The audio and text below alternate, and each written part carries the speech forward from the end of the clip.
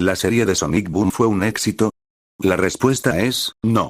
Y aunque actualmente la serie es muy querida por los fans, al ser lo único bueno que salió de este spin-off, muchas personas creen que la serie fue un éxito a comparación de los juegos, pero lastimosamente no fue así ya que la serie también fue un fracaso en su momento, y eso se puede notar en la segunda temporada, en donde se nota un bajón de calidad en animación en algunos capítulos o escenas.